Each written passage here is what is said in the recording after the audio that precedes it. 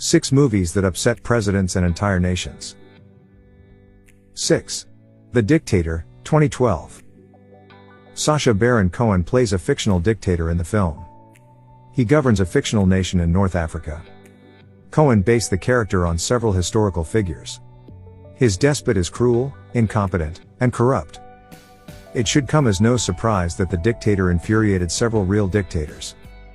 In Belarus, Tajikistan, and Turkmenistan, the film was even banned. It was cancelled by Kazakhstan 2 weeks prior to its launch.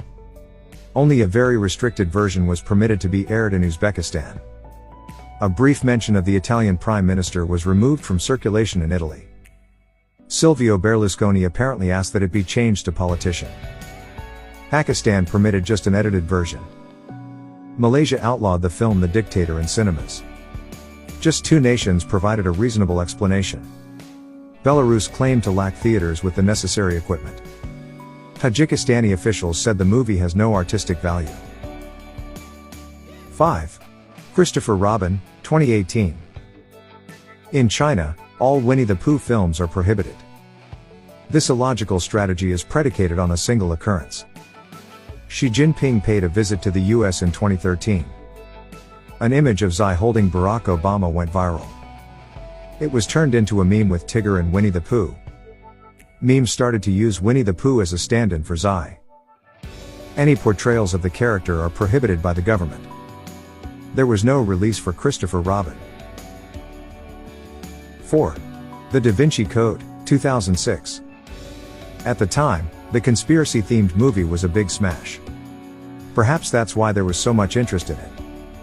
To denounce it, the Vatican organized a formal news conference. Archbishop Angelo Amato called for a boycott of the film. He stated that it was full of calumnies, offenses, and historical and theological errors. Egypt, various Indian states, Pakistan, Samoa, and Sri Lanka all banned the Da Vinci Code. It was personally prohibited by the Prime Minister of the Solomon Islands, who stated, "Such a film basically undermines the very roots of Christianity in Solomon Islands." China pulled it from theaters after protests.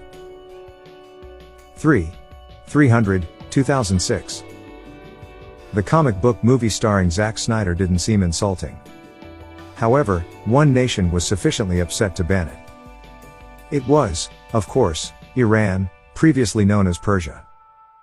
The movie's portrayal of Persians was criticized by Iranian officials. Iran lodged a formal grievance with UNESCO. Iran outlawed 300 because it was hurtful American propaganda. President Mahmoud Ahmadinejad called it an American attempt for psychological warfare against Iran. 2. District 9, 2009. The South African sci-fi blockbuster had a curious story. The spacecraft is extraterrestrial and it lands in Johannesburg. Mistreatment and detention of foreigners occurs in refugee camps. District 9 received recognition for its unique perspective on apartheid. It was blatantly racist allegorized.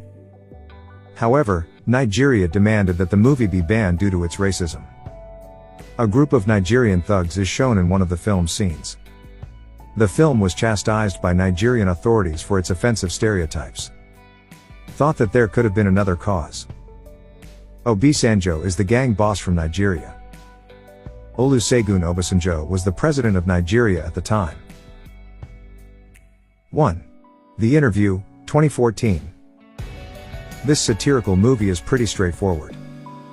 A TV producer from the United States travels to North Korea to speak with Kim Jong-un. At first, he is sympathetic to the ruler. However, he soon learns the truth about Kim's brutality and corruption. However, North Korea's response went beyond condemnation. A hack was made prior to the release of Sony Pictures. The film premieres were endangered by the unidentified hackers. The Interview was not shown in US movie theaters. They mentioned worries about safety.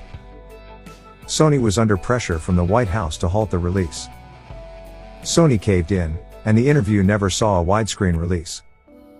Only home media and streaming providers offered it.